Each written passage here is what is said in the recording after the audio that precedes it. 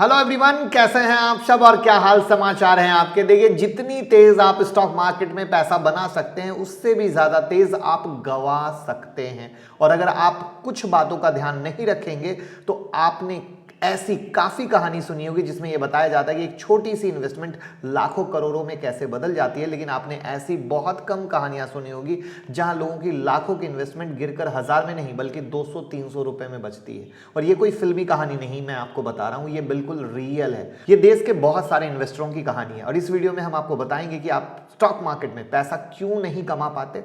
अगर आप नए इन्वेस्टर हैं तो ये वीडियो सिर्फ और सिर्फ आपके लिए है, एक आई ओपनर, क्योंकि अक्सर नए इन्वेस्टर ही स्मॉल मिस्टेक करते हैं, लॉस कर जाते हैं। और वीडियो में मैं 3 ऐसी मिस्टेक बताऊंगा जो आपको लाखों की इन्वेस्टमेंट को बर्बाद कर देगी। साथ ही साथ मिस्टेक से बचने का इजी और सिंपल तरीका भी बताऊंगा। तो क्या आप तैयार हैं? मैं मुकुल अग्रवाल आपका आप ही के यूट्यूब चैनल में स्वागत करता हूं। जो भी नए लोग हैं चैनल को सब्सक्राइब करें, बेल आइकॉन हिट करें, नोटिफिकेशन ऑन कर लें जिससे कोई भी वीडियो मिस ना हो। रात के 8:30 बजे के शो से आप कमाते रहें।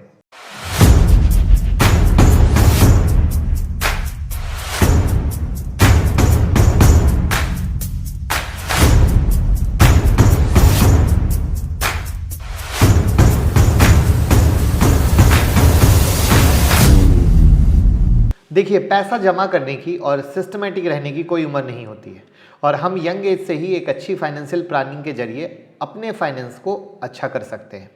और आपकी इसी प्लानिंग को इजी बनाने में आपकी हेल्प कर सकती है एक बुक जिसका नाम है the Millionaire fast lane book, जिसे MJ डिमार्को ने लिखा है।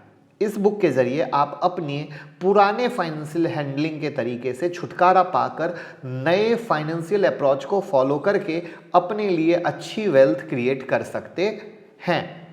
और सबसे अच्छी बात यह है कि आपको इस बुक को खरीदने की भी ज़रूरत नहीं पड़ेगी।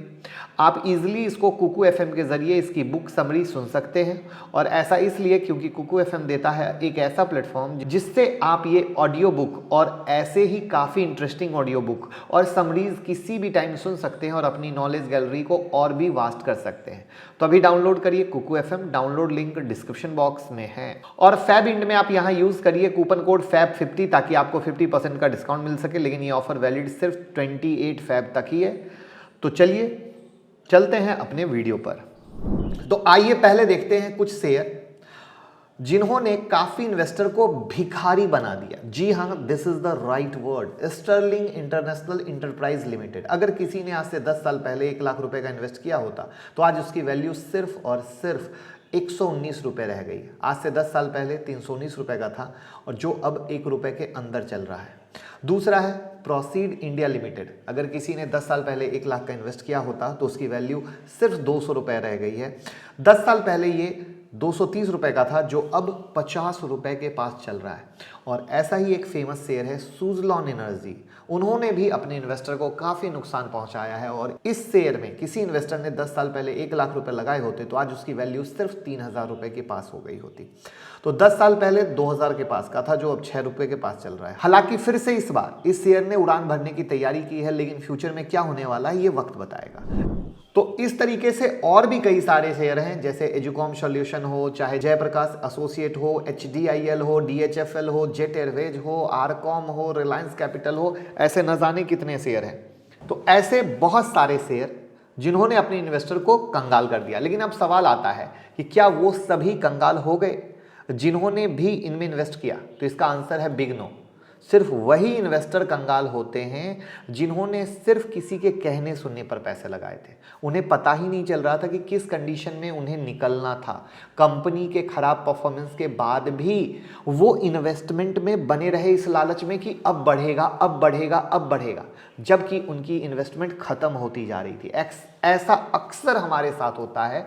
हमारे माइंड में एक चीज ठूस ठूस कर भर दी जाती है कि अगर शेयर गिर रहा है तो कल तो उठेगा ही, और जब उठेगा तो बेच दूंगा। और यही सोचकर आप बैठे रह जाते हैं और प्राइस के उठने का वक्त कभी नहीं आता। सबसे बड़ी गलती यही है कि हम सिर्फ वेट करते हैं, जबकि हमें क्या करना चाहिए? एनालिसिस। आखिर क्यों गिर रहा है? अगर कोई टेम्पररी रीजन है तो सही।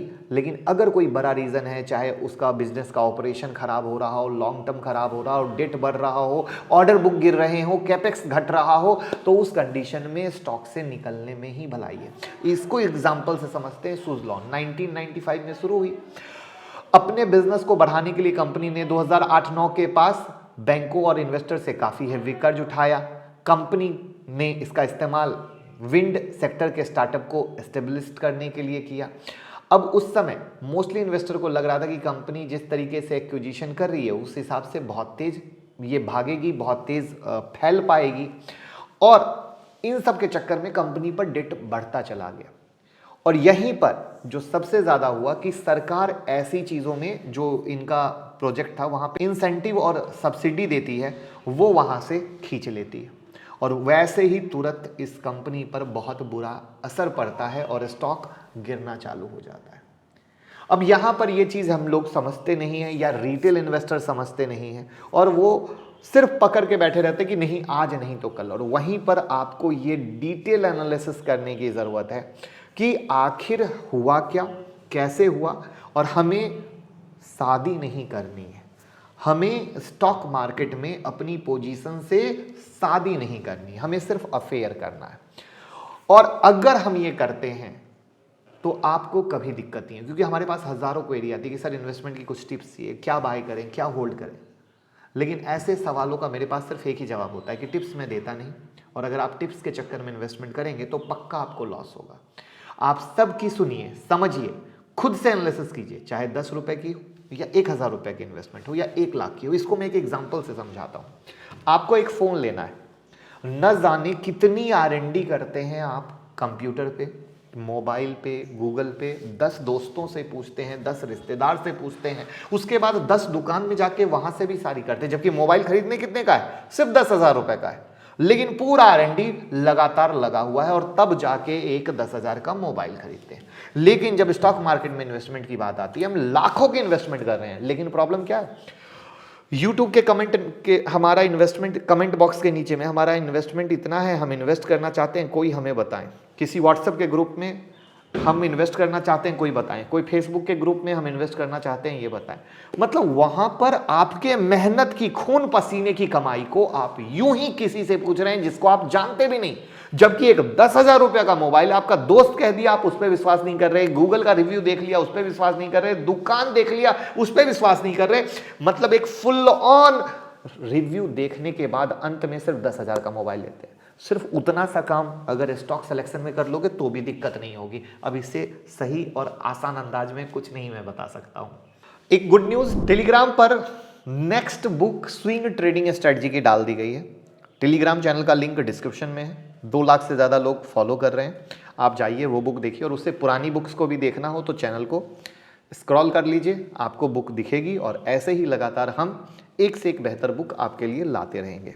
अब चलते हैं सेकंड मिस्टेक पर। मान लीजिए आपने एनालिसिस करके 5 जबरदस्त IT स्टॉक निकाले। सवाल यह है कि क्या आपको अपनी सारी इन्वेस्टमेंट इन्हीं से स्टॉक पर कर देनी है? आंसर है बिग नो। हमें कभी भी अपनी सारी इन्वेस्टमेंट एक सेक्टर के स्टॉक में नहीं करनी चाहिए। अक्सर नए इन्वेस्टर जब मार्केट में उतरते हैं तो वो यही गलती करते हैं, पहले कौन सा सेक्टर बूम कर रहा है। फॉर एन एग्जाम्पल, आपको आज पता है कि in future IT sector boom करने वाला है, और आप अपनी सारी जमा पूंजी इसी सेक्टर में लगा देते हैं। आपको ऐसा बिल्कुल नहीं करना चाहिए, क्योंकि हमें सिर्फ डेटा और फैक्ट के बेस पर IT के फ्यूचर का अंदाजा लगा रहे हैं, लेकिन ज़रूरी नहीं है कि हमारा अंदाजा सही निकले। अब आपको लग सकता है कि अरे सर क्या बात कर रहे हो, IT के बूम पर शक कर रहे हो? तो बिल्कुल हम तो कर रहे हैं, आपको भी करना चाहिए। नहीं तो जैसे 2000 के बीच में जो .com बबल आया था ना, उस समय यही गलती लोगों ने की थी। और उस समय भी मार्केट में आप जैसे कई नए लोग आए थे, कॉलेज के बच्चे आए थे, जो राह चलते .com स्टॉक में .com लगा था वहाँ पैसे लगा रहे थे। क्यों? क्योंकि इंटरनेट की दुनिया की शुरुआत हो रही थी। अभी कहाँ है?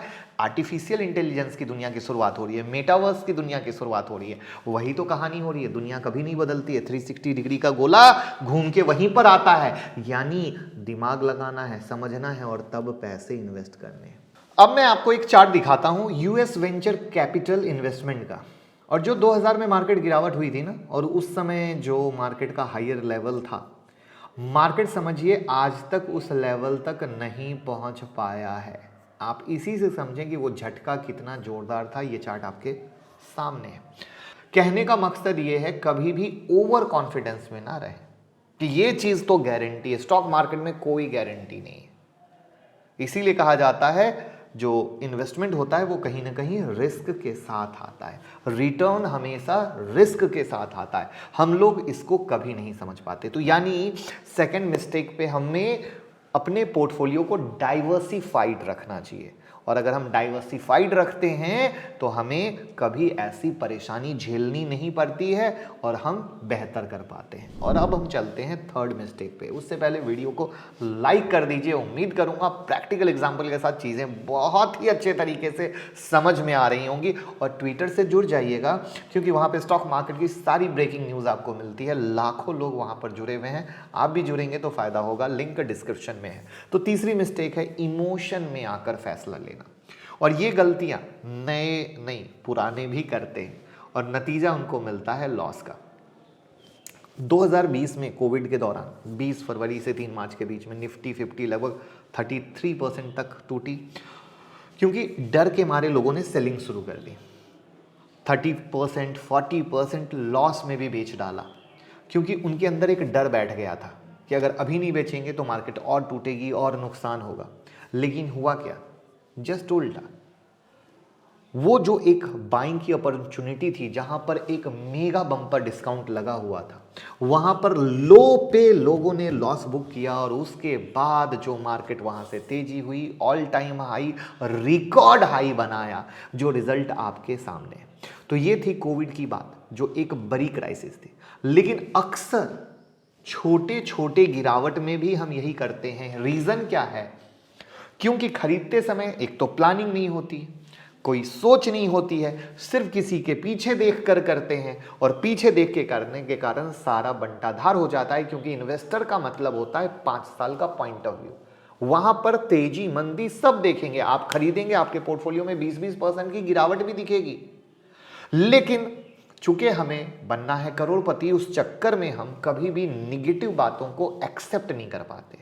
लेकिन अगर हम अपने दिमाग में एक बार निगेटिव बात भी एक्सेप्ट करेंगे तो खुदा ना खास्ते अगर हमारा पोर्टफोलियो रेड भी होगा तो हम कभी टेंशन में नहीं आएंगे क्योंकि हम समझ जाएंगे ये एक मार्केट का पार्ट है, मार्केट का सिनारियो है जो कि सही तरीके से चल रहा है।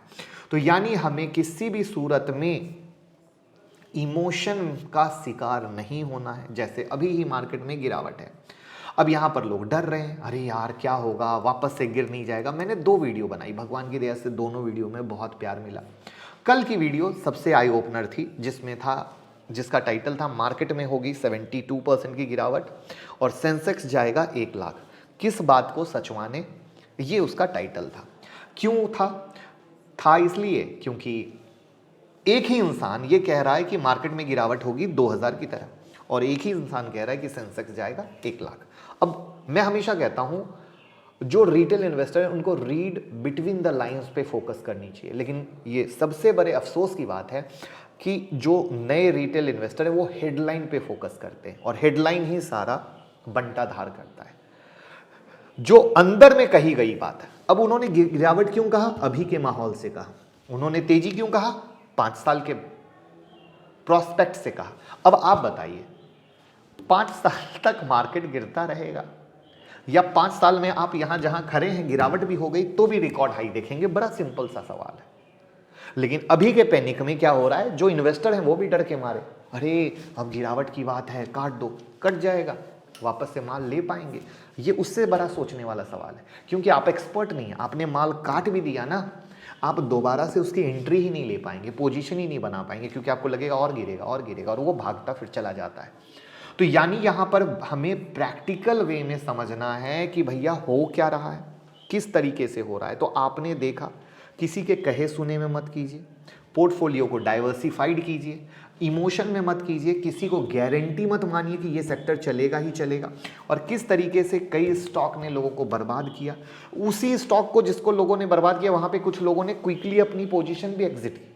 तो ऐसी कई सारी चीज़ें हैं जिस पे हमें हर एंगल से सोचना है, समझना है और तब एक्शन लेना है। इसलिए मैंने पूरा का पूरा कोविड भी कलेक्ट किया, इसमें अभी का मार्केट सिनारियो भी कलेक्ट किया, जिस स्टॉक ने लोगों को बर्बाद किया वो भी कलेक्ट किया, सुजलॉन जैसा एग्जाम्पल कलेक्ट किया। तो उम्मीद करूंगा इन्फॉर्मेशन बहुत अच्छी लगी हो, तो प्यार दीजिए और लोगों के साथ शेयर कीजिए, क्योंकि ये एक ऐसी वीडियो है जो घर घर पहुंचनी चाहिए, हर एक नए इन्वेस्टर के पास पहुंचनी चाहिए और इसमें मुझे आपका सपोर्ट चाहिए। Thank you so much.